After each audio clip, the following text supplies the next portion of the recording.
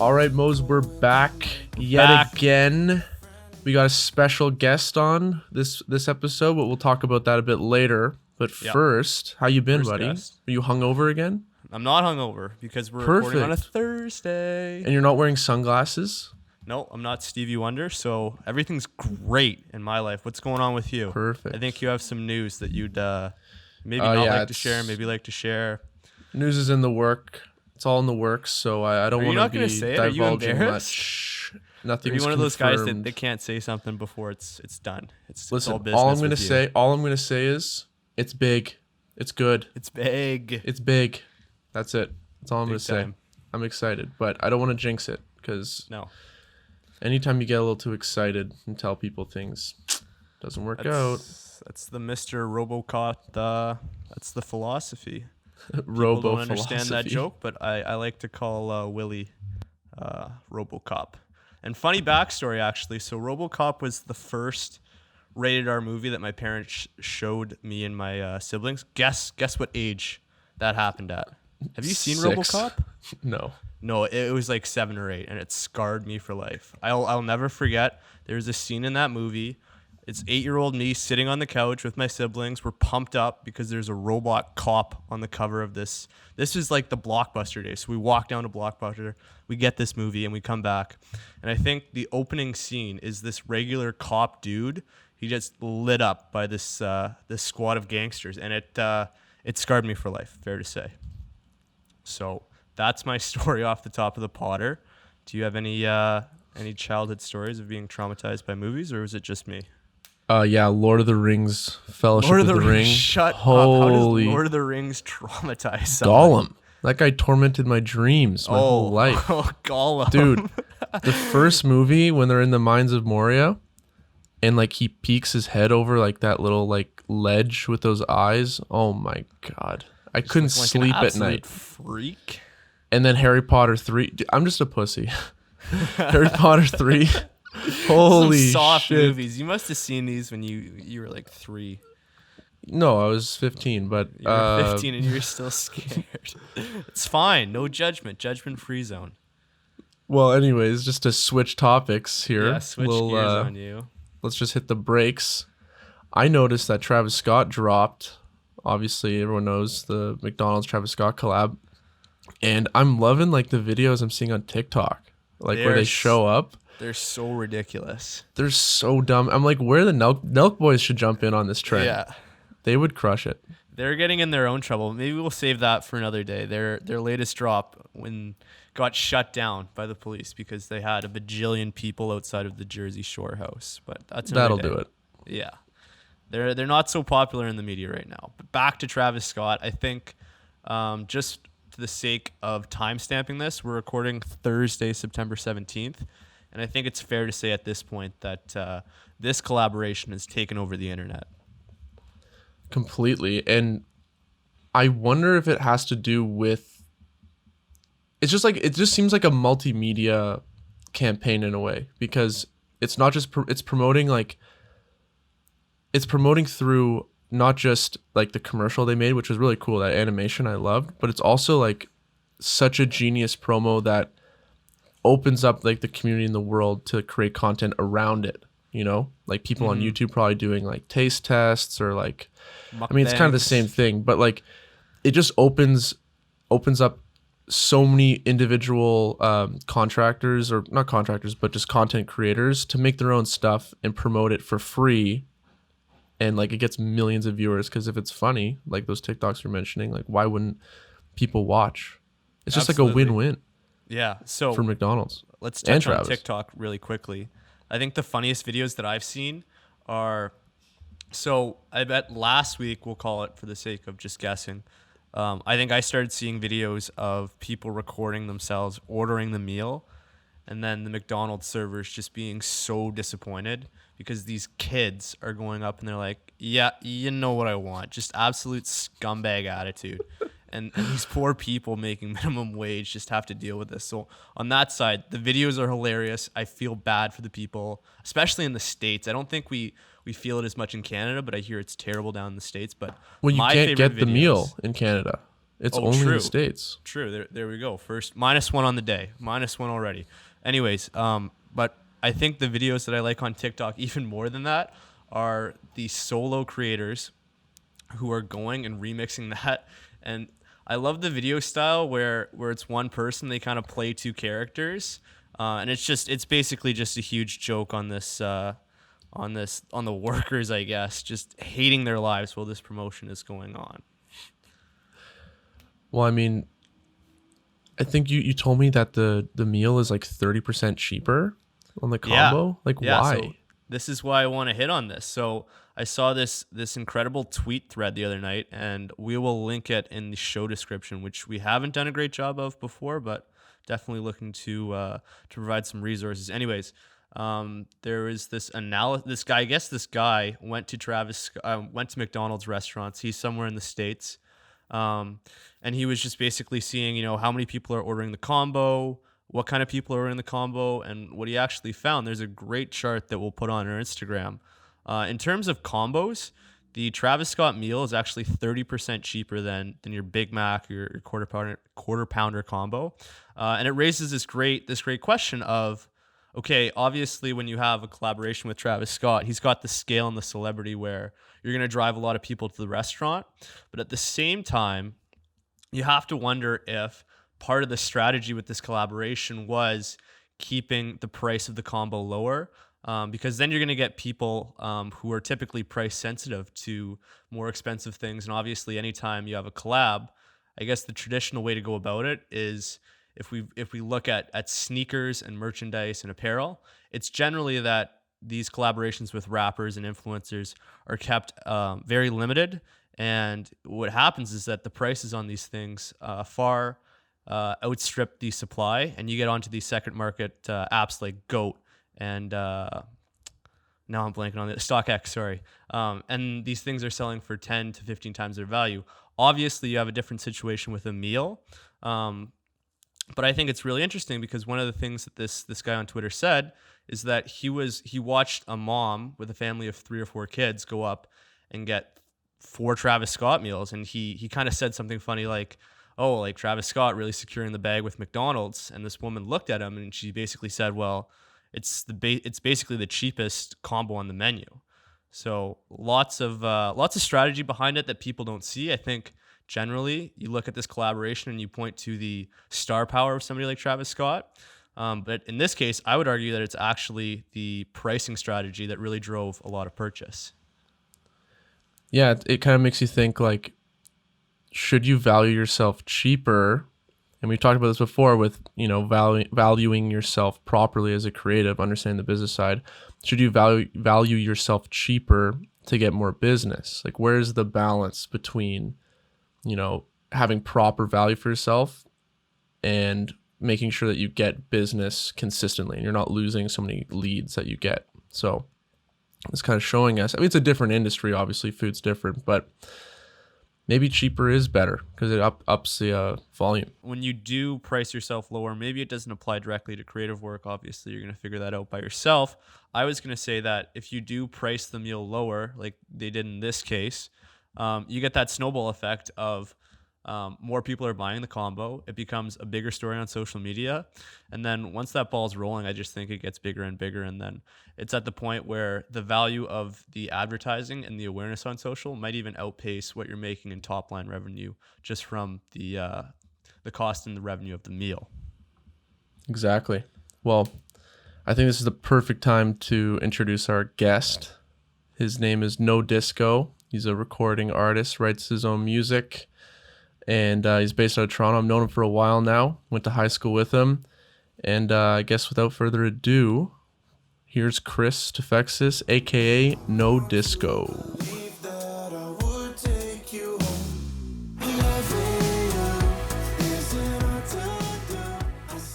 Chris, thanks for coming on, buddy. How you been? I've been amazing. Thank you for having me. You did mention that you're dropping a new song. I am. September 24th. What's it called? Fond. Can you give us a little preview? What are we gonna expect here? It's one of my oldest songs from like this whole release. It's the oldest like written song, and it's for the Thoughts from Your Car fans. They're gonna like it. It's got a lot of '80s new wave, new romantic kind of tendencies that Thoughts from Your Car has. So yeah, it's a good one. And you played it at your last show, right? That I was at? Yeah. Yeah. It was played at the show. So if you're at the show, you've heard it. Such a bummer because when Corona hit, it was like a couple weeks after the show, no? Or was it like a month after? It was literally the week after. Oh my God. Because then I got booked for school night at the Drake, and then literally we got the bill and I was on it, blah, blah, blah. And then they were like, yeah, Corona's happening, so it's canceled. Yeah, so your career is going to go on pause for about a year, maybe a year and a half. Oh, don't remind me. Oh, God. Well, that's what haunts my dreams every night. Exactly. But before we go into like what's happening now, Mose is a hockey guy. I'm a hockey guy. We both grew up playing, and you were too back in high school. And it was so interesting seeing your switch. I think it was grade 11. Yes. Where you kind of you still played hockey and like had your friends there, but you started doing music. Can you like walk us through like the beginning? When did you start like playing guitar and you know trying to sing? Because you're also a self-taught guitar player, but also singing, and I think that's like a crazy transition, especially in a sport like hockey where dudes are like really conservative. It's like don't be out there, don't like put yourself out there, you know. So the transition happened because I was obviously always into music, but I think what the main like pivotal moment was when I kind of saw like a few musical theater things. I was like, holy shit. Like I just was like, I want to do that. Like I was always kind of inclined to be in acting and stuff. Like when I was a kid, you know, we had some things in elementary school where we'd make movies every year, and I always wanted to be like the lead guy. But obviously I was playing competitive hockey my whole life, like always AA, but like still it's like top 4 teams. times a week. Yeah. Top teams, like especially in grade 9, like playing on Scarborough Young Bruins, we were like one of the top teams in Ontario. So I always was into music and always wanted to make it happen. But the thing that I always tell people too is like, I don't know if it was our area, but no one was like, I'm trying to like do music and take over the world.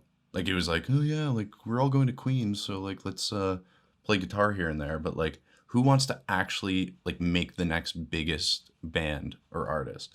So for me, it was like, I don't know. I just never thought it was possible because I just never met anyone. So then I went to uni. Well, okay, so the hockey What happened thing, in high school? Because like, so you're saying you played guitar and like were singing when you were like 12, 13? Or like when did that start? I don't know. I was always listening to music. I don't know when I started like going like I want to make my own stuff.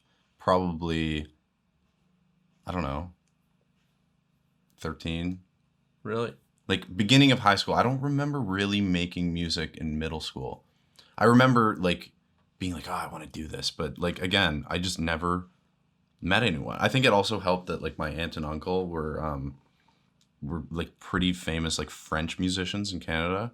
My uncle actually won a Juno for like French music, which is funny. Oh. So he was like one of the pivotal moments too, where he was like, hey, to my dad, like you should get Chris some recording equipment so he can like start recording stuff. So my dad was like, oh yeah, sure. So then we bought like a bunch of shit that like I didn't need at that point. Like just like they kind of balled out for me, and I was just like, what? I'll take it. Yeah, I was like, sure.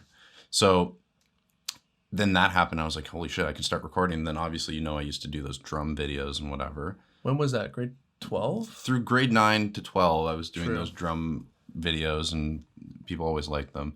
But again, it just never was a thing to be like, I can actually do music. And this is why the thing always is like, people are like, oh, okay, you know, you have to be lucky to be in the music industry or to like blow up. It's like, hold on, there's so many other things that you have to be lucky with to even get to that point. Like, you know, my whole team that has fallen into place, I don't even know how it happened. Like, it happened because of persistence. Like, I was always like, I need to meet the right people, da da da da da.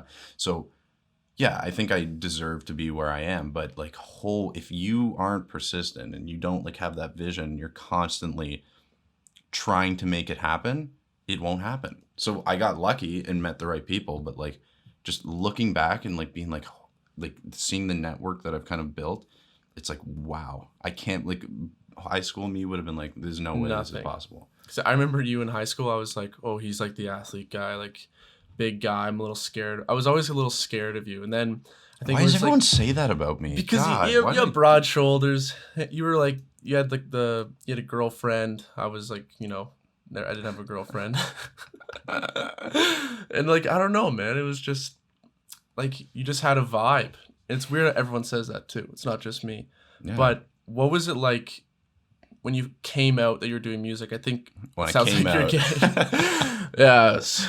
When I came out of the music closet, I think it was grade 11. You started doing the talent show, or grade 12 or something. Like, I love that. It's fun, but like, how nerve wracking, and like, what was like the social vibe and pressure that you felt in school? Like, everyone knows you as like, ooh, the hockey player Chris. Like, you won OFSA in the high school team. Like, hockey players everywhere have this kind of perception. It's like they're kind of like douchebags, hard guys, like tough, stoic. Yeah. Like, what was it? What was like the social? Like, you must have been in the dressing room when guys saw you doing drum videos or like singing and stuff, and they're like, "Oh, Chris, like, what's going on, man?" Yeah, people thought it was sick. Like, I honestly can't remember like bad experiences. It was in terms, all positive. Like, I'm just thinking back to like the NT Idol stuff and those singing things. Like, I don't think I ever got like shit. Like, people being like, "What are you doing, dude?" Like, I think people were generally like, "Oh, he's good." So I don't think I ever felt like blowback from that. My main thing that I just always say is that my main issue is just feeling like it was totally unattainable. And that's one of the other reasons why I humored going to university, was because I was like, well, clearly I'm not going to meet anyone here in Toronto. So maybe if I go to uni, I'll be introduced to like a whole new, market of people. So maybe I'll meet someone there. So funny enough, I say like, oh, I didn't meet my band in uni, whatever. But like, that's how everything happened was, my thing was I was always, if I saw someone that I thought did music, like looked like a music guy, I'd be like, you do music? So like my good friend, Zach Gitor, that was my roommate throughout uni, and we're still friends. During Frosh Week for first year, he showed up at my house by fluke because my roommate at the time was friends with him from high school, but they weren't even that close. And he just came into my house. I was looking at this dude. I was like, this dude plays music. I just have a feeling. Yeah, the vibe. He had the glasses and he just had this vibe. And I was like, this dude is going to be in my band. So I was like, you play music? He's like, yeah, a little bit. So then we started talking and I showed him some of my demos at the time. He was like, whoa, like never heard someone with like demos like this. Yeah.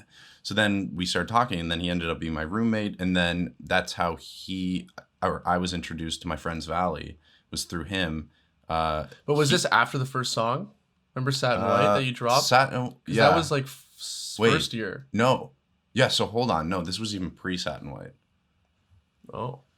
So then Satin White happened, right? And then he was like, Zach was like, yeah, I know this guy from high school named Mike that is in this band called Valley. And at the time I was like, I want this to be a professional product, but like I was kind of like behind at the time. So I was like, oh, I got to get a good mix because, like a mix is, will take your song to the next level. So I was like, okay, let me hit Mike from Valley. So then I hit him up, and then again, that was through Zach. So, I guess because, this podcast too is about like finding your way through like a creative industry or whatever. So it's funny how all these little connections that you would think wouldn't come to something did. Like, but it all felt natural. Like, you're saying like you don't know how it came. It's almost like you thought about it so much that through just being you and what your values are when it comes to like the industry, like it just fell into place. It was never like a force. Yeah. It's just like, okay, so he happened to know that guy. So then I went out there and I gave Mike my song. He mixed it. And I was sitting there and they were tracking like some side project at the time. And I was like, holy, these dudes are like recording. Like when I was recording stuff before, it was like, I didn't know what the hell I was doing. Like my whole life, I think I have undiagnosed like ADHD. Like I'm just terrible at sitting down and being like, I have to learn this. Yeah. My creative energy comes about by me just being like, I have this idea and I have to get it done. Yeah. Not like I have this idea, I have to learn this and then I can get it done. It's like I'll just sit down on Photoshop and just be like, I need to edit this photo and it needs to look cool, and I need to do a type design and let me just figure it out. Like I didn't study, right? But anyway, what was I saying? So I just saw them actually tracking stuff and I was like, yo, I need to do this. This is like real shit. So then I just berated him, Mike, with like all my demos, and I was like, come on, man, like produce songs with me. I'm sure they'll be good. And then, Spark Notes, essentially like months later, I showed him a demo, which was Thoughts from Your Car. What's Spark Notes? Spark Notes is like a... Spark Notes, I say that blog. when I don't want to give like a huge... yeah, Too Long Didn't Read. Yeah, Too Long Didn't Read. That's what you're saying. Yeah, so we were demoing like old nodisco songs with Mike, and none of them were working, and I was like that's how Thoughts from Your Car actually happened. Was I was literally like, I had a great relationship at the time. I got a degree, and I was like, I could, I was having some opportunities, like maybe I would go into commercial real estate, maybe I would go into advertising. I was like, I don't have a band. I'm working with this Mike guy and whatever, but he has his own band. He's not going to do anything with me. It just felt hopeless. So we were doing a couple demos that day of old songs, and it wasn't working. I was like, oh my God, I'm going to quit. And then we went on a walk, and he was like, dude, just like keep at it. Like, I'm sure there'll be something. Came back. I showed him this demo. I was like, what do you think of this? He was like, this is something. So then I was like, oh shit. Okay. Like at the time, like the demo, I was hyped about it, but like I didn't know where to take it. So then he was like, this is hype. So then I don't know if we tracked it that day, but the lyrics too just like came about of a very of the time, like literally just my thoughts. Like I don't know where I'm going or what to do. Got a little fascination with IOUs because I just felt like I owed my parents. It felt like I just felt like I was constantly, owed my parents with when it comes to money, or like just with what I was going to do with my life. Yeah. Like they built a good life for you. You're like, I need to deliver something. Yeah. So then, it's like, oh, the music industry, is it freaking viable? But then I just did it, I want to jump into that. Like we talk about in this podcast, Mose and I, about when it comes to like creative endeavors, especially these days where it's like everyone seems to be independent. You're a freelancer, you're online, or you're an independent contractor. It's like obviously work on like your craft and your product, because you're producing a product for people to consume, right? Yeah.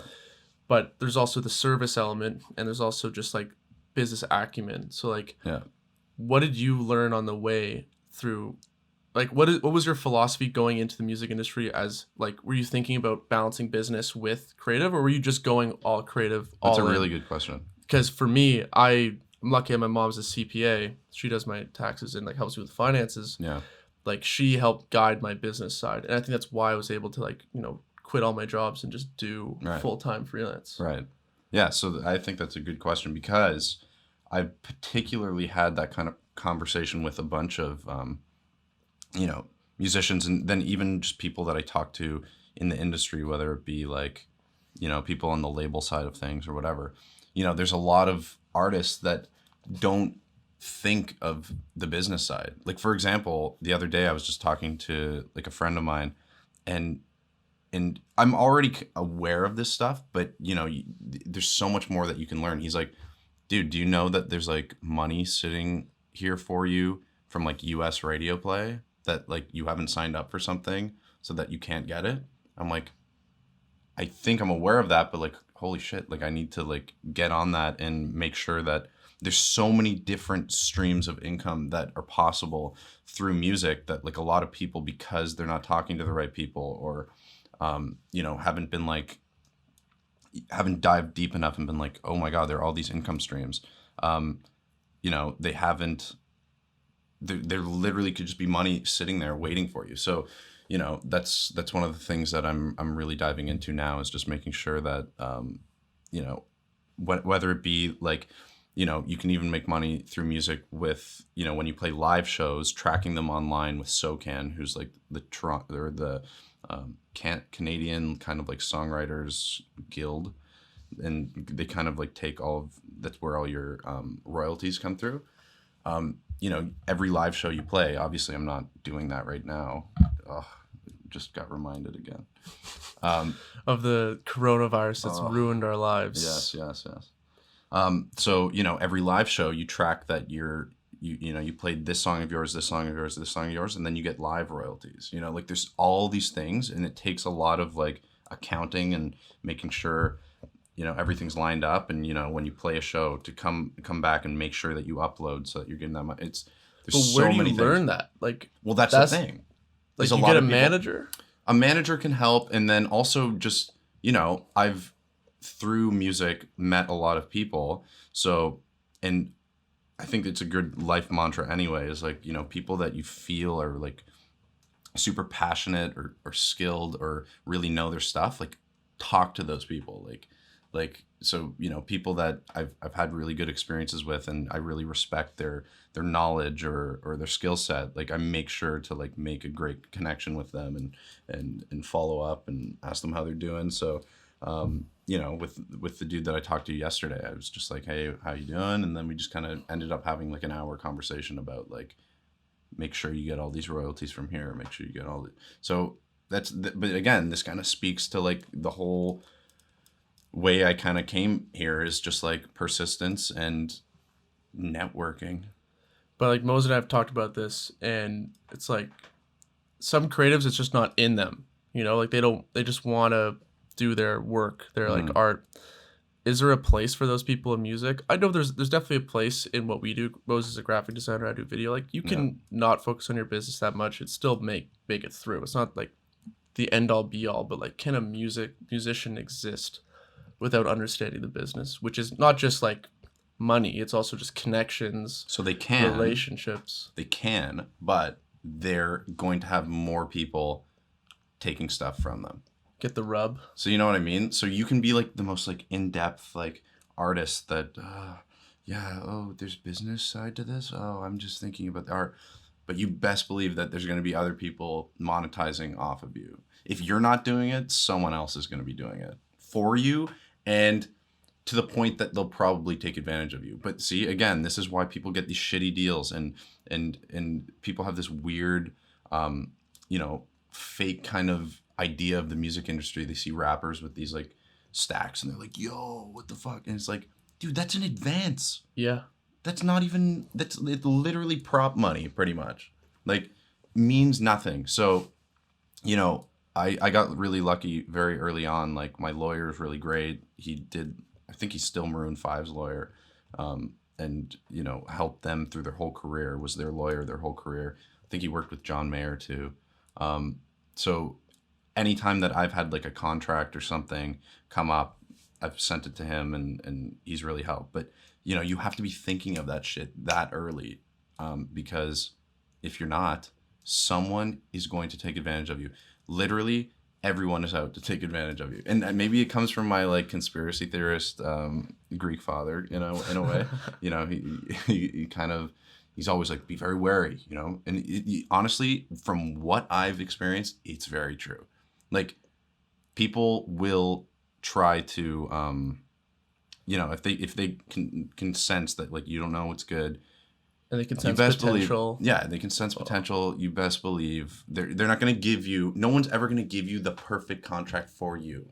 No, they're trying to get as perfect for them as possible without scaring you away. Exactly. And look at what Kanye West was going on about yesterday. About, he posted his whole contracts on Twitter from his labels. And he's like, we're going to get our masters back. Like, we're speaking music industry right now. Like, people are not giving you like here's the best contract, this is going to be perfect for you. It's like, no. So that's why, like me, I have to, get my streams up and build a great fan base and all these things before I sign a deal. Because if I was to sign a deal now, I don't have leverage, right? So they might be like, okay, yeah, the music's good, here's a deal. It's probably going to be absolute poo. So I need to get all my leverages up to fan base, streams, a viral moment, all this stuff to be like, and then I think that an artist should go and be like, I know what's good. So this is what I kind of want. I got my team here. I got my lawyer. This is what we want. Like this is me kind of like projecting, if when I get a deal, that like you got to go and be like, you got to know your stuff and be like, this is what we want. This is where we think we'd put most of the money. I don't think we need money for this because I have X, Y, or Z taking care of that. So give me money for this. The label will probably be like, whoa. Like if you go in being like, this is what I want, then I think that's good. But I think that speaks for, everything really, not just the music industry. You brought up building leverage through audience, and it's something Mose has talked about a lot. The famous line, audience is currency, he dropped on us. Like, Mose, you want to explain a little bit about that idea? Because I think it plays directly into what he's saying, what Chris is saying. I think right now with where we're at, I think more and more business is going to be moving online onto social media. If you do have the audience behind you, I think that's when you bring a lot of value to a label or to a negotiation when you're talking about making a deal. The way that I see it, basically, if you have a big following, it's kind of like there is no monetary value that you could put on that right now. That might change in the future because that following is everything. I mean, if they will respond to you, if they're going to engage with you on social, those are the type of people when you look down the line and coronavirus is kind of lifting in certain spots where it's not so bad. That's a good leading metric to show, okay, live shows haven't been on for months now, but I have this audience on social media. And this is ballpark numbers, how many people would show up. I think if you have that social proof, that's everything. If you're going into a deal or into a negotiation, that's where you have the leverage. Yeah. And do they look at like, is audience literally the currency of an artist? If you were or is like, what's the ratio between like quality of art versus like their current fan base when it comes to deals? This is what I find interesting, and I've been thinking about this recently because I know that and if anyone who has talked to me knows how much I go on about live shows, but honestly, I just know how integral it is to not only the success of an artist, but a continued success. And like, especially if I was a label person, if an artist came in and like they were kind of popping, they, Universal Canada signed them and, they have this fan base and there's this ad stuff and the videos are cool, whatever. I'd be like, okay, that's fine. Your engagement's pretty cool and you have like a following, but like, is the live show good? Because you have that product, but then the music industry, as everyone knows, is the live market is so integral in terms of artists making money, in terms of like, live shows are a huge commodity and just like a thing that, so many people go to, whether it be music festivals or tours, whatever. So if an artist is cool and they're cute and they're having this moment and whatever, I think as a label, you might actually just be like, okay, here's like a mad deal so that we can make money off this quickly and then whatever. Like, especially when it comes to like rappers, like having like a viral song. But then it's like, what else do they have? It's like, okay, let's sign this song real quick, get the money from it, and then like, who cares? So then the rapper's like, whoa, cool, okay, I got signed to a label. But then it's like a 1-song deal or something. Like, one of the funniest, or in a way it's kind of tragic, is one of the things I've been thinking about recently is like the Boy West Coast thing. Remember that? No. You was at the club, bottoms up, when I first met you, couldn't. It was like one of the first TikTok moments. Yeah. And the song blew up. And it was so weird because the snippet blew up. Like, there wasn't even like a full version on Spotify for the longest time. So the song was blowing up based on a snippet. And labels were probably like, oh shit, like this song's like moving, like we got to get on this. But it took months and months and months for this guy to like put out the song. Like, it was so stupid. So he finally put out the song through like Republic or something, did a music video, and then nothing. Then where'd he go? He was like, oh yeah, I'm working with Diplo, da da da da. I thought the song was catchy. I thought he was unique. I thought he actually had potential. But then because I'm always looking at stats and Metrics online. Metrics, but like also like details and songwriting details and label details when it comes to like releases on Spotify. So that song, Republic used or signed it, and then none of his other catalog they signed. And there's nothing perspective going forward with him label wise. So it's like, this is exactly what I'm saying. He had a viral moment. The label's like, okay, dope. Let's get this song, music video, sign it, give you a shitty contract, 1 song deal. They get all the money from that. Boom, bye. So you have that moment, but then what did he really gain from that? Like 15 minutes of fame or whatever the minute is. And then that's it. So that's why like my approach this whole time and why it took me so long to build is like, you know, we developed the live show behind the scenes. We did all this stuff so that when it launched, there was no second guessing. There's no label going, is a show there? Is this there? Do you have a catalog there? Like what how else many do songs you you have? have? It's like I'm sitting on 1 million songs. I have the show. I have all this stuff. I know what it takes to be a career act because I've studied them. Yeah. You know, Coldplay, you know, all these bands. So I know what it takes. And I purposely developed this. And that's why, like, you know, you're speaking earlier about, like, you know, like, does an artist that doesn't have the business thing in mind have, like, potential? Like, I don't know. Probably not. Like, I think, like, the biggest acts that have lasted the longest thought like this. Like, we got to have this and that and that and that and that so that it's undeniable. Like, I constantly was like, I don't want there to be any doubt with my product. And, you know, I still haven't hit where I want to hit, even close, but it's been a good start. And, you know, I always say like 10-year plan. But, you know, I know what the trajectory is and I know what we've built and what we can build. So if I was to, you know, have a meeting like that, it would be like, this is like, I could map out my whole career for you if I was asked. 100%. And it makes me think about like, okay, you prepared the live show, the catalog, etc. But like, what is your importance, or what kind of importance do you put on building connections with fans, reposting things, DMing them, talking to them? Because I think analyzing who your market is, who your fans are, and then addressing their needs and fulfilling them outside of just music, making them feel connected to you as an artist. Because honestly, like, the artists I like the most, I feel like I just have some sort of connection to them. Like, like I love Drake. I'm from Toronto. I've seen what he's done for the city and all the things all the free shows he did for Ryerson that one year. Yeah. Lyrics can really connect you to the lyrics to like the places like Silver City Indigo. We used to like eat lunch there in high school. Like, we used to eat books. No, we used to like chill there after lunch. God. Yeah. Anyways, we used to eat at Indigo.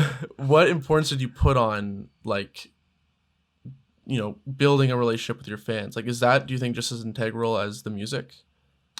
Yes. So, yeah. What does that get you? Yeah. Like, what have you experienced? Like, my thing, like, how I went into this is, like, you know, I'm not, at this point, like, a huge artist. So, when people reach out to me and, you know, they're either saying, like, hey, I love your stuff, or they're just like, you know, I post a story or like a song, they're like, oh, I love this. I have a conversation because, like, what, am I too big for this? Like, and I have tons and tons of friends, I would say, that, you know, from the States or whatever, that DM me, we talk music, you know, whenever they like hit me up, like, I respond. Like, what, am I too big for that? Like, I think that there comes a point where you are too big, that it's like, literally, how are you supposed to respond to everything unless that's all you're doing all day? But 100%, like, I've seen so many of my relationships with fans just, like, you know, it keeps them engaged. It keeps them, and I would, because I kind of approach how I'm doing this as if I was a fan consumer myself, because which that's what you I are, was, right? Yeah. And that's why, like, everything with what I'm doing going forward, whether it be like the concept of the album or like the visual palette that I'm constantly using or the packaging that I'm thinking of putting my first like release out, like, I want it to be something that I would be stoked about. So, like, you know, for this release, it's like a conceptual mixtape about a previous relationship, and it's called Who Knew I'd Write Songs About You, and it's just this very personal thing. So, one of the packaging ideas is to, I'm gonna hand write every single CD, and for like every fan kind of like put their name, and then we're gonna package it up kind of like a Yeezus kind of design, like like the CD, Yeah. so that it like actually looks like a mixtape that Right. someone would receive. Yeah. And then I'm thinking of even like plastic wrapping it so it just feels like this like artifact. Yeah. It's like modern mixed with the old. So anyway, like all those things, like I just want to, it makes me excited. So I'm like a really tough person to please when it comes to that kind of stuff. So yeah, everything is done thinking about the fan. We started this conversation talking about how you came from a background in sports. It's something that me and Will also share. Some of the things that you've been talking about, right? Details, paying attention to the small stuff. When a label approaches you in the future, having that catalog behind the hot song, being prepared for that moment. It's a bunch of things that I think relate back to some of the lessons that I definitely took away from sports. So I'm curious for you, how much of what you learned playing hockey have you brought into this career in music? I think with hockey, like it sounds weird, but I think it also comes from my dad too. Like I always wanted to play on like the best teams. Like there was always something about like the best. And, I would always, like, my dad would be like, you got to be the best, like, I don't know if that's like a father thing to say, but that just always kind of like rang through my ears when it came to like, music was always what I knew I wanted to do, but obviously it didn't like kind of come together until recently. But once it did, I just kind of was like, yeah, I need to approach this as if it is competitive. I think that's maybe more what I'm trying to say. Like you're trying to win. Right. Almost. So I think like a lot of artists have this like, the art, this, that. But at the end of the day, it is all competition. Like I have to be better than everyone else in order to stand out. Right. So then that kind of like changed the way that I approach songwriting. It wasn't just like my feelings and I became obsessed with like song structure and being like, what has like mathematically worked. So, I was really influenced by, songwriters and producers like Max Martin, Jimmy Jam, Terry Lewis, these guys with hits and hits and hits. And I'm like, they did it time and time and time again. So like, what was the formula? So, just like studying that.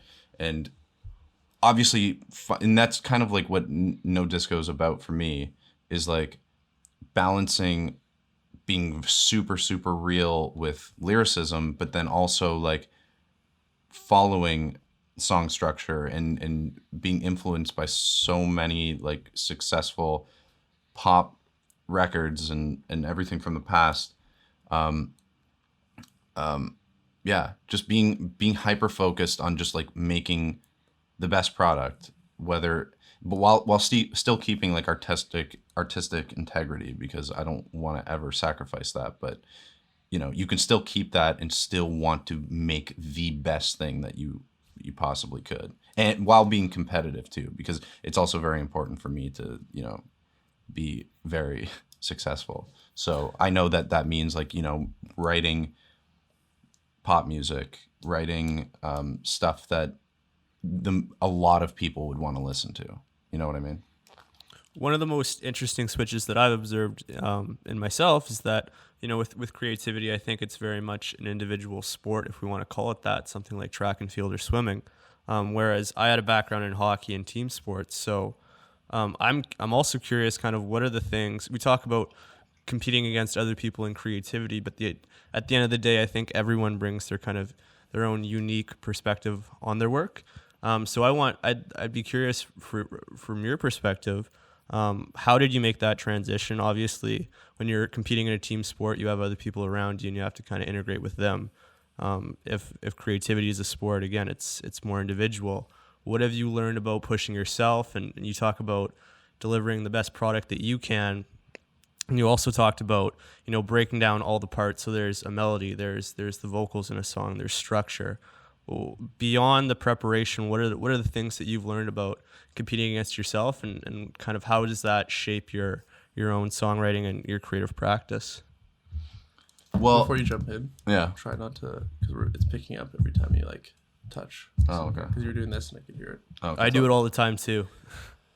Well, there's actually something interesting that you noted there, which was actually team. And I think that I haven't actually dove into that very much. So I think that that's something that is 100% worth talking about, and kind of goes back to the sports thing.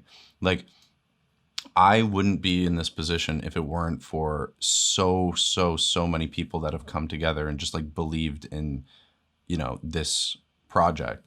So whether it be, my drummer, who is an incredible drummer, but also like my MD. So, he has all the tracks and everything beside him, and he has the triggers, and, he's designed the live show so that everything flows together and there's interludes and everything. My amazing guitarist, bassist, who, does both, and has picked up the songs so great and has his own flair on them. Whether it be, Matt Shripp, one of my creative friends that I literally connected with, who's from Australia, that I can text at any time and we talk. And he's been like a great like vision guy for me. Chris Borges, video, Jay Bauer, photo. Chris Borges also with photo as well. Zach, my roommate, who still kind of consults on all this stuff. It's like all these people come together, and if it wasn't for them, and, me having an idea and even going to Zach and being like, hey, what do you think of this? Being able to talk to my creative guys and being like, this is the move. Having Ben, who has done so much work into helping the show become what it is. It's like, team is everything. And I guess that can be different with, freelance, the kind of stuff that you and Will do. It's not as big as a team effort, but then, I think network also plays into that, and having similar creatives that you can bounce ideas off of. But particularly with music, like, I've just seen team is just everything. And that's why I said that, the luck with the music industry isn't just a song like blowing up, because you can have the song blow up, but if you don't have that team that has established all the other things behind you to then help propel that moment and have it last, is like, that's luck. And I feel very, very lucky to have accumulated the network and the team that I have. And obviously, like, you've had a positive experience with team, and you were saying, obviously Mose and I do more individual work, but the larger the project gets, the bigger the team gets. Right. And leadership comes into play if you're like producing, or even if you're on the same level, like one person's like a shooter and one's an editor. It's like balancing those ideas. I've had troubles in the past with some people, and like we've had hard conversations about what we each were individually doing wrong. Like, Right. There's always difficulties working with the team, because everyone's passionate about the project, everyone has their own idea, but you have to come to the right idea, and no one's idea is necessarily wrong, it's just different. So like, do you ever get those difficulties with guys that you're working with, or are you mainly the leader and they just consult? Yeah, like, it's kind of a weird thing to like touch on or like admit, but that's what's kind of good about like an artist project like this. Like, especially if I have like a really strong vision, I can kind of lead the way. And, I've been reading up on a lot of like leadership stuff too, because I feel like it's really an important trait to kind of like hone in and realize the depth that it can have, and always being aware of it, and making sure to keep relationships and connections and this network and this team willing and wanting to fight for the vision. So what was the question? Just difficulties working Difficulties in a team. Right. No, because I think that we've really like established our place, and everyone kind of knows like what's good. And I'm sure as it widens and gets bigger, there will be tougher things to kind of help, or to arrange and stuff, whether it be like logistical problems and stuff.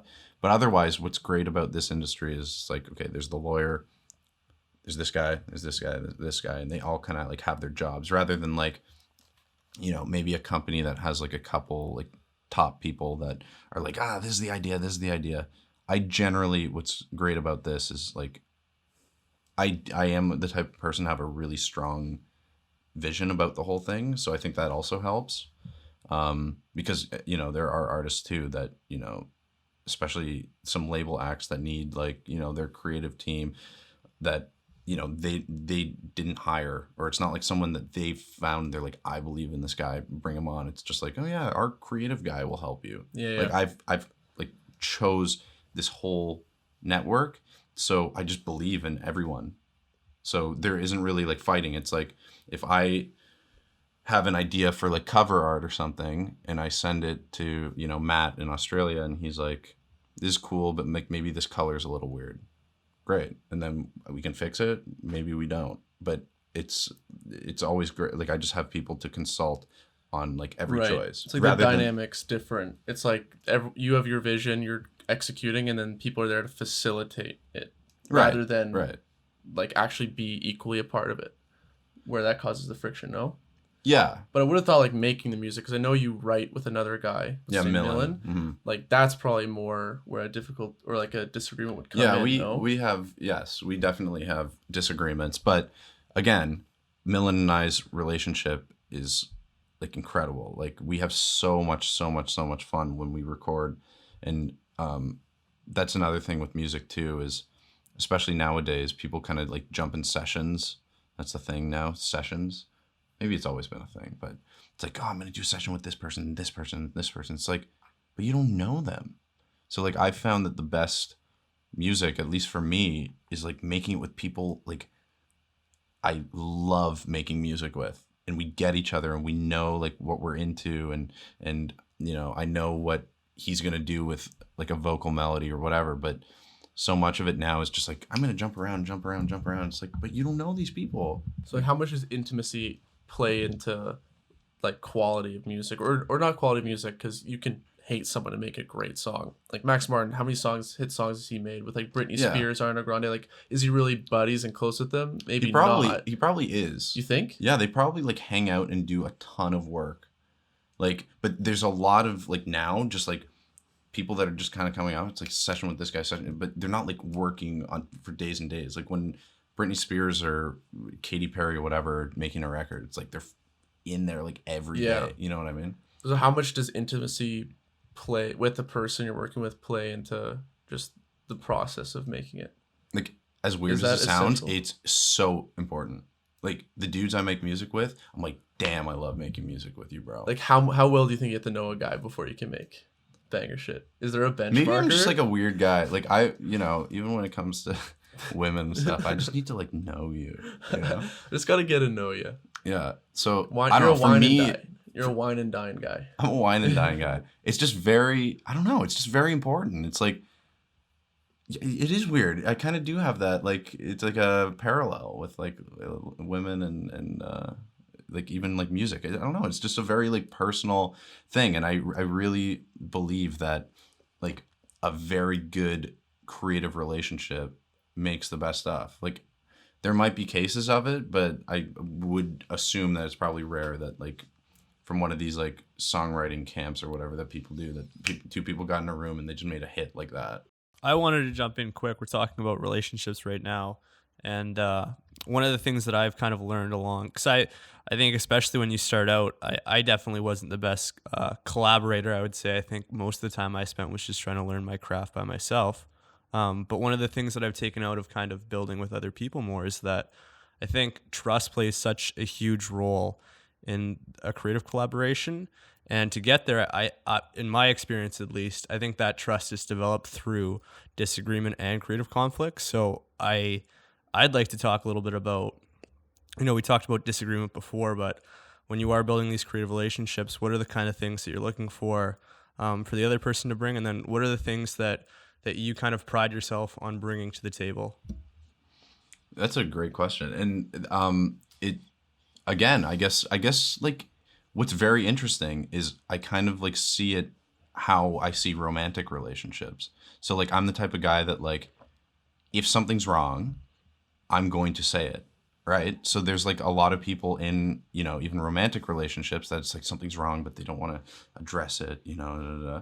But I'm the type of guy where like, you know, if a synth or something is not working, I'm just like, I don't like that.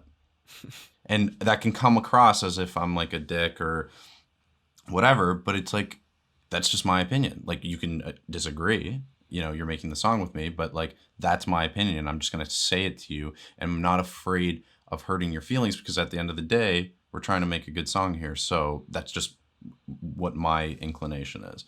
So I think, yeah, I just see it. I see creative relationships the same way that I would see romantic. I think it's a good comparison to make. Like, I feel like you have to be super communicative. You need to be able to be totally honest because with a creative thing too, you know, what are we all coming together and, you know, risking everything for is to make the best product that we possibly can, right? So how are you going to get to that or have the, you know, euphoric kind of like bliss after that you can just kind of like be like, okay, well, at least I did everything I could to make it whatever it became rather than like held your feelings, right?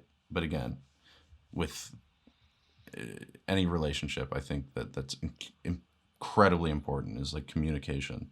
So I think with creative stuff, that stands true too.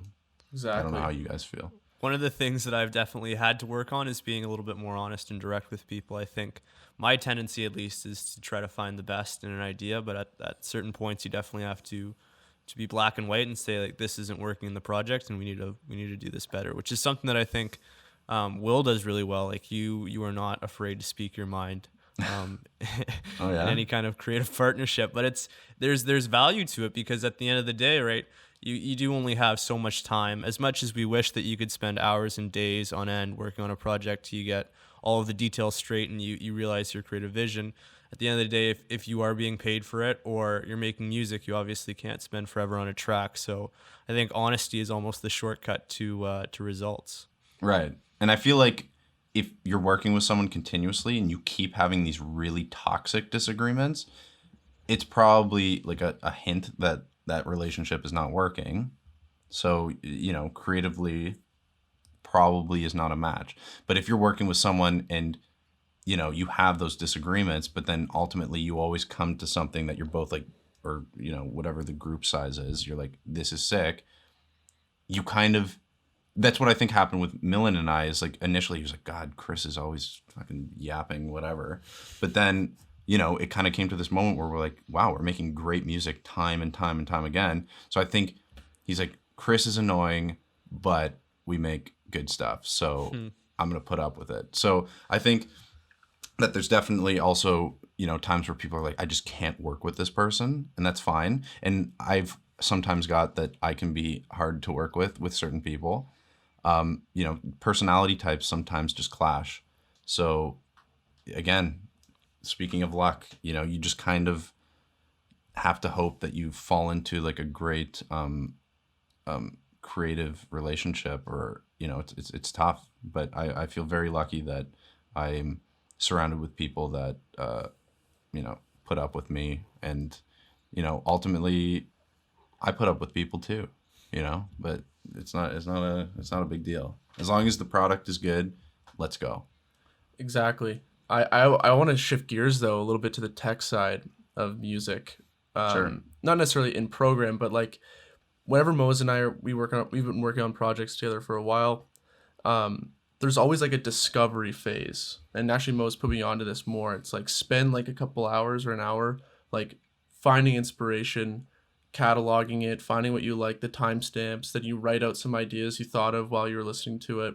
Like references? Like references, Yeah. just like stuff that like builds like a concept Right. for what you're doing, but it also it just sparks ideas rather than just executing, right? So there's like Absolutely. you're in the trenches as a fighter, but you should also spend, you know, a certain, I don't know what the ratio is yet, I'm still learning, but there's like a percentage of time you spend on the top of the mountain looking at the battle versus being in the trenches. So when it comes to music writing, whether it's the actual music itself or the lyrics, like, do you go through a discovery phase? Like, what's like the first step, and is it really painful, or is it like pretty easy? Like picking up references, like, is that painful?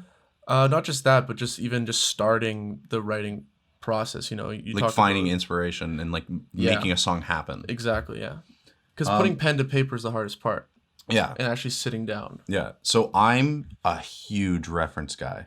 Like I came to a comfort level within the last couple of years where I was like, literally all art is borrowed. So with that being the case, borrow, you know, not obviously, but take things you like, and you can put your own spin on them. When it comes to the way that I approach photos or the way I edit, like a big influence for me was I went to BMV and bought like a ton of Rolling Stones magazines from the 90s because I was like, okay, I love the visuals of that era.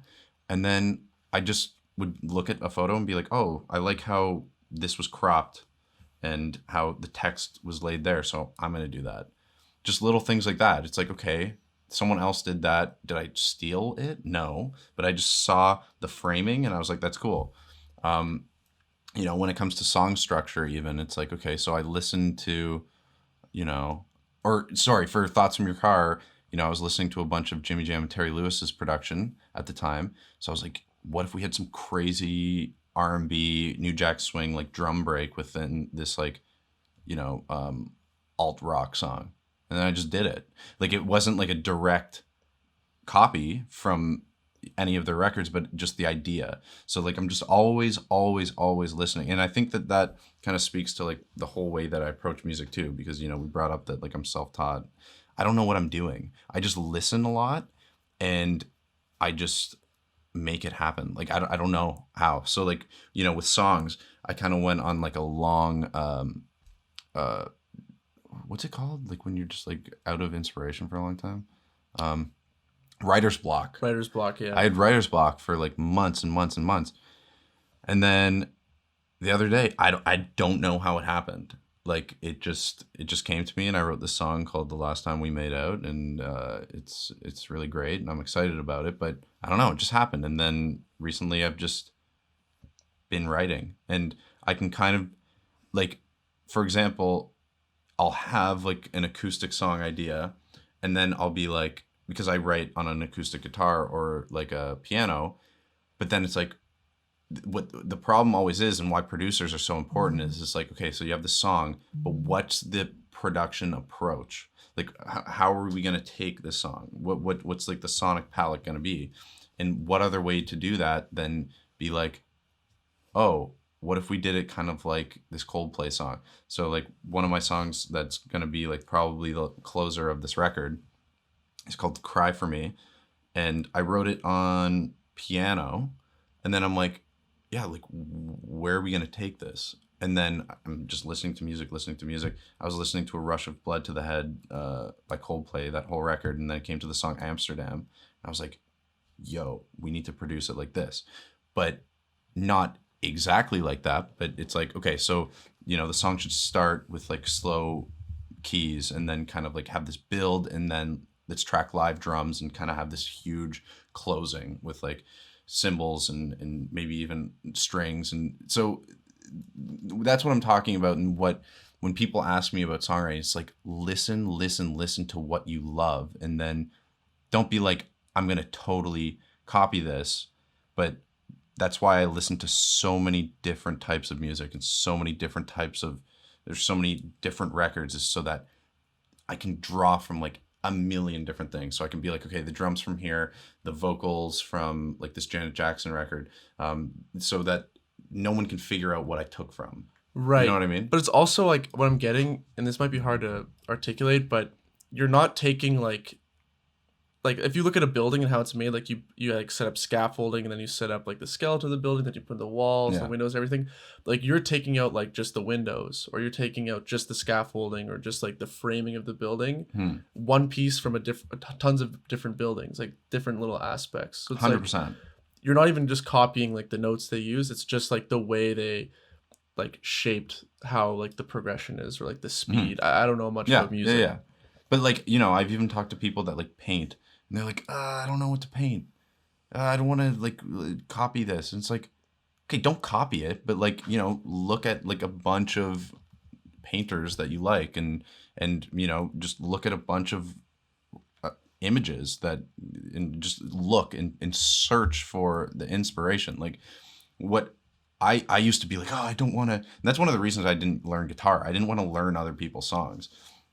So I just hit this moment where I'm like, why aren't songs just magically coming to me? It's like, I don't know, how is that supposed to happen? Like you have to like be like, oh yeah, I like that. Okay, I want to kind of make something like that. That's how like every band artist happen. It's like, oh my God, Michael Jackson. Oh my God, Madonna. Oh my God, this person. I want to be like them. So I don't want to be them, but I want to be like them. Yeah. Right. So I think that's like a good way to approach anything creative. It's like, you know, there's like editors or whatever that you love. And it's like, I don't want to be this guy, but I want to do like exactly what he does. Right. Exactly. And writing music, you're talking about just like picking pieces of what worked and like what you like and trying to make a song. But like, what is it to the essence of a song that makes people connect and like? Because like, how many good artists do you know put out music and get no traction? And you like love their music, they just don't get traction. Like, is there like, are there things to a song that, to like the essence of an audience member, like they don't know why they like it, they're just obsessed with it? Like, what is there like some sort of like ingredient? In video, it's a concept or a story that people can connect with and put themselves in. Yeah. What's that in music? Like, is this with lyrics?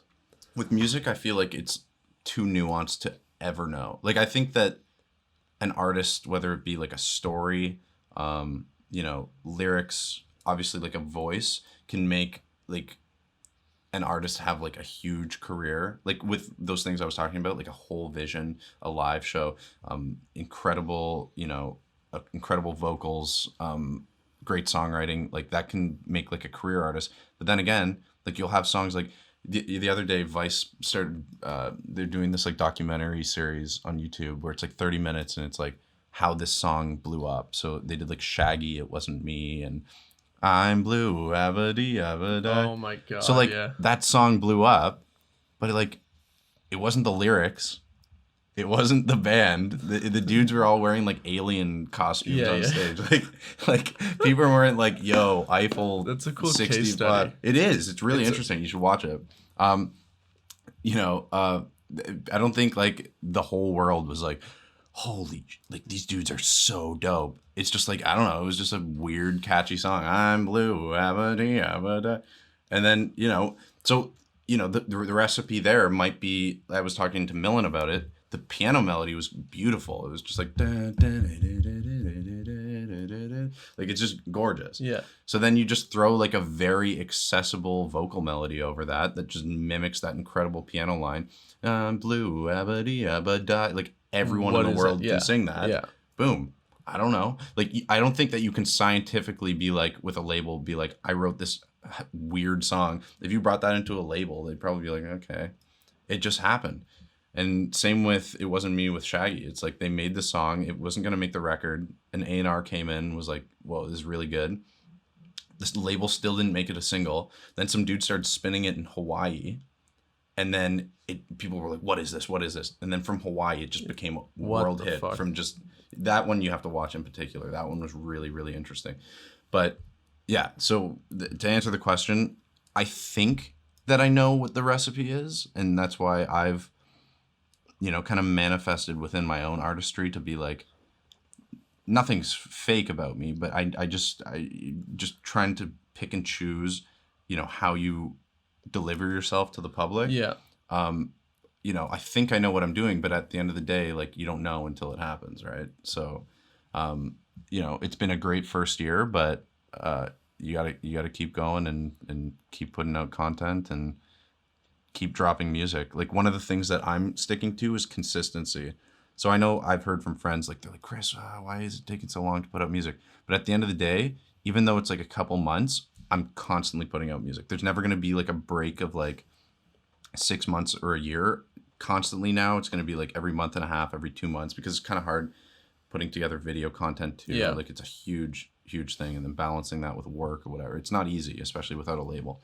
So yeah, but consistency I think is also huge with everything creative. Like if you're just, everyone who started a successful YouTube channel, they had their crappy days of no audience, and then you kind of have that moment, and that moment happens from consistency. It's harder to be. Mose told me this quote. It's harder to be consistent than Absolutely. good. Oh than yeah. good. Absolutely. And good's irrelevant, really. Yep. It's a hard thing to wrap your head around. Yeah, it sucks to think about, but absolutely. And that's what's kind of manifested in me too, is like, all these people that are like famous on TikTok, it's like more than like them being really good at something, they're just doing it all the time. Like there's just this like one guy who has 1 million followers that just what's that called on TikTok? You like duet or something? Oh yeah. So he'll like duet like stupid videos of like the cutting, like those cutting videos No, where they just I cut don't. sand and stuff. What? And he'll just duet it and be like, wow, cool. And it's just like hundreds of thousands of views, but he just uploads All the like time. tons of videos a day. So it's like, yeah, I guess like, because of the consistency, one thing kind of got some views, and then the algorithm was like, okay, that's cool. So then it got more views. So it's consistency, and that's what I'm trying to like, aside from just the music, like, whether it be content and starting some TikTok stuff or whatever. It's like, yeah, I'm all about having that moment. Like it needs to happen. So Yeah. if you have that in your head, like I need to have that moment, or else I'm gonna like, explode. Yeah. Then you'll probably get yourself to do it. Exactly. So I'm inching towards that. I got one question I want to wrap on. We talked about not being obvious with where you're taking inspiration from. A question that I get a lot is where so for design, where should I look for work? Should I look on Pinterest? Should I look on Behance? Like where should I be looking for? And you brought up something that I think is very interesting with you're not looking for inspiration from songs that are necessarily on the top 40 charts right now. You're going back and looking at different stuff. Mm-hmm. And it kind of goes into this idea that I read online, and this writer was talking about the never ending now.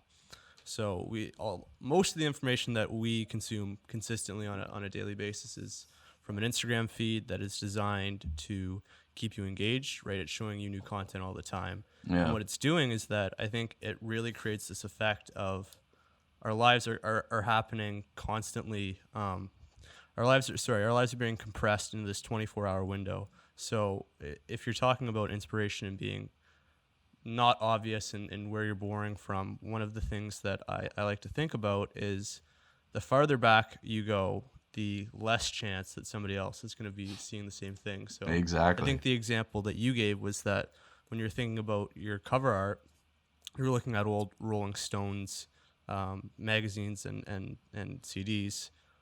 Where for you at least right now, where are you drawing inspiration from, and how much do you think about recency versus kind of going back a couple years, decades, and looking for things that maybe people aren't always searching for, or things that are coming into the feed because they engage with certain people, and that content is really ephemeral, I would say. Yeah. Well, it's interesting with music because you can objectively say that like, and I think it happens with fashion too.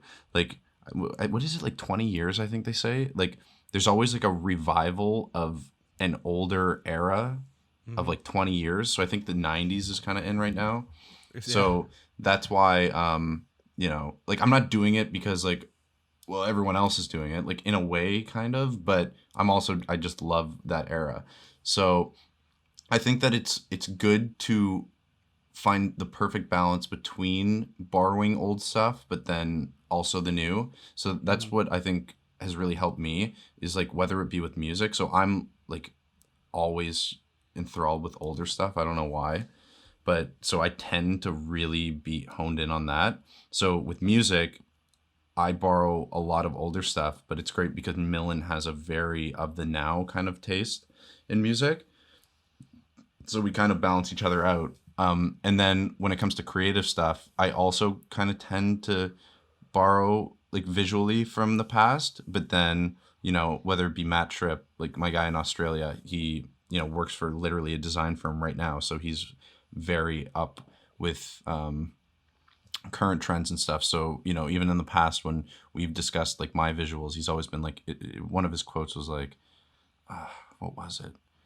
So I can't remember the exact thing, but it's like, you know, you want to find the perfect balance between using older design, but also making it very new.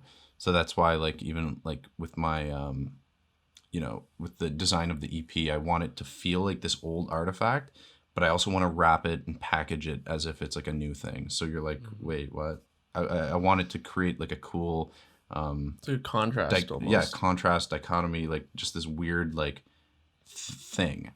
But I think that only happens when you mix a lot of things together. I think even in music too, tons of like the biggest acts are just like a weird amalgamation of things that you wouldn't think would happen. Like I think 21 Pilots was a cool case study. They were mixing like reggae and hip hop and all this stuff, and even Linkin Park at the time. Like I've started thinking about like how these acts kind of blew up, and they were just kind of odd mixtures of things. So I try to just mix stuff as much as I can, and just constantly, whether it be visually or with audio for this project, just take in a million things so that borrow, but you're borrowing from so many things, even could be subconsciously, that, you know, it's not like, there definitely are people that like literally copy like the most recent artists, and it's just like, oh, please just do something a little different. So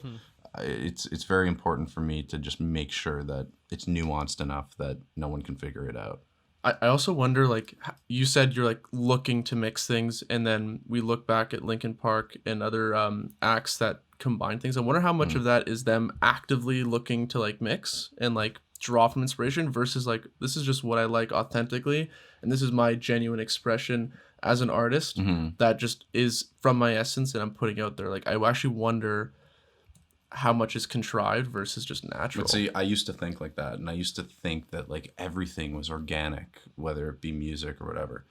But at the end of the day, I think everyone got there by kind of having a business mindset. And one of the things I always say, and this can be like one of the last things I say, but it's kind of like a detour, but I think it's still kind of relevant.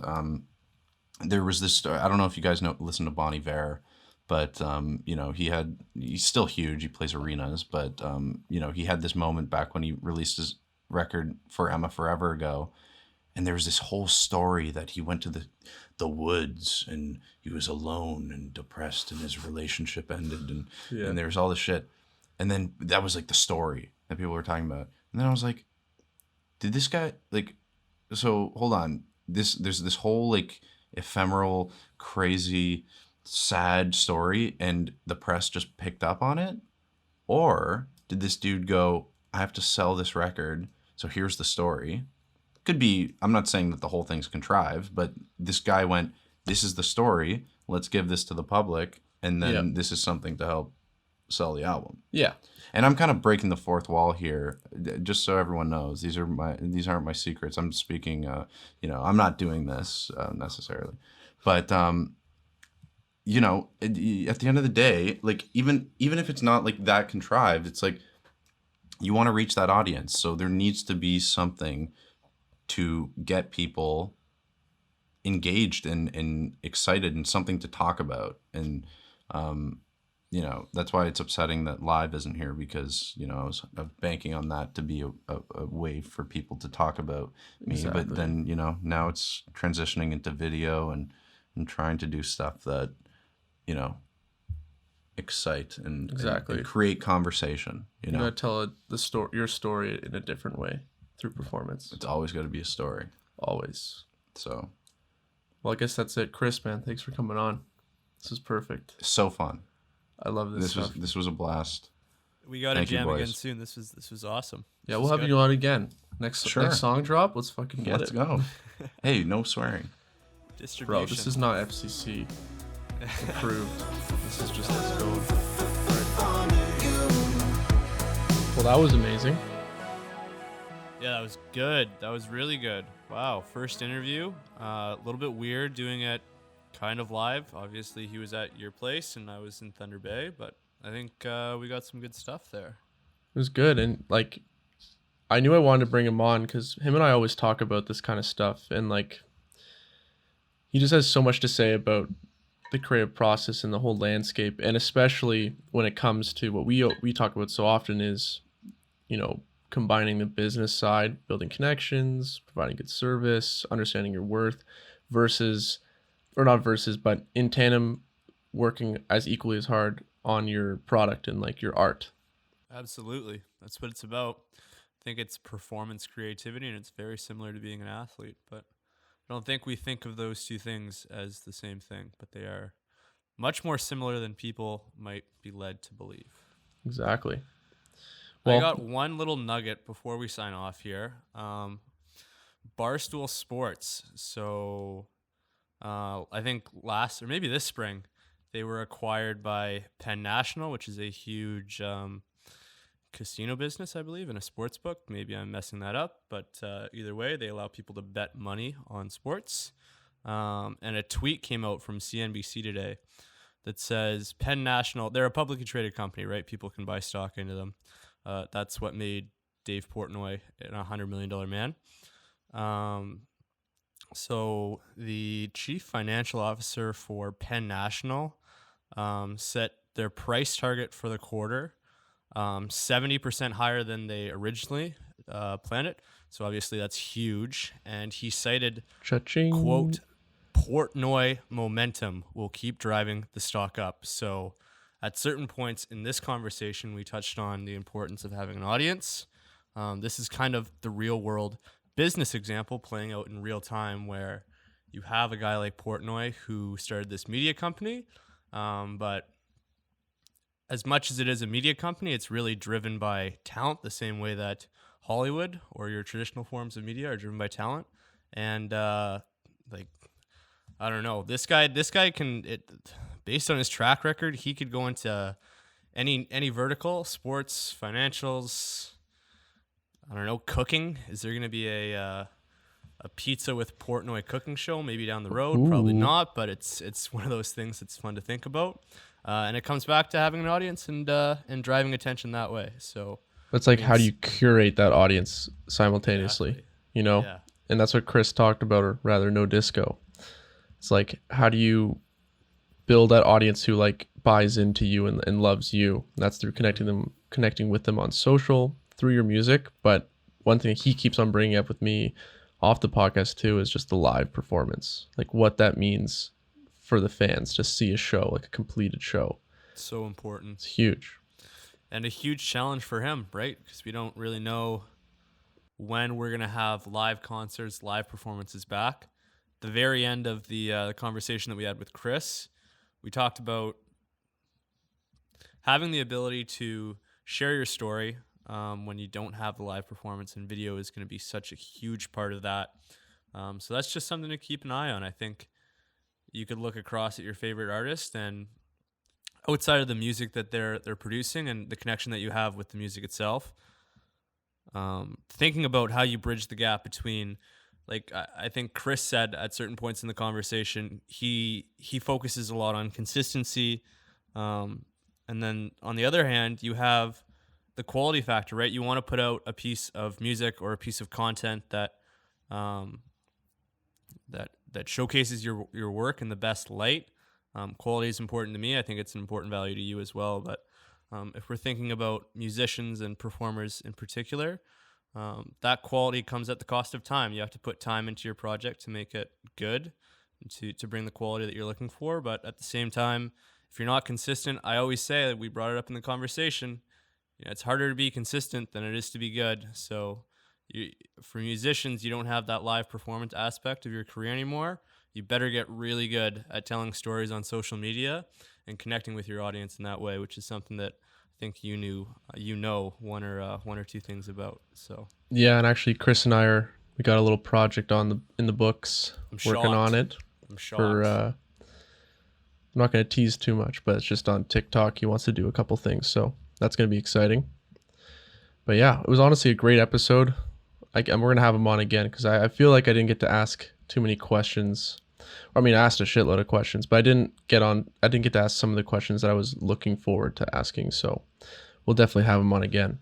There's always more to talk about. We worried about not having enough to talk about when we started this. It turns out that it's hard to get all these thoughts out in an hour. So exactly, plenty more content coming. I've been talking to some people. People have been reaching out about the show, and I think one of the smart things that we did is we batched a bunch of podcast episodes before we even released one. So we have a ton of content coming out. We're going to try to be better about posting micro content onto socials when we're not recording, so that during the week there's something that you can listen to that's a bit more bite-sized. So look out for more content coming in the future. That's a wrap. All right. See everyone next week. Ciao.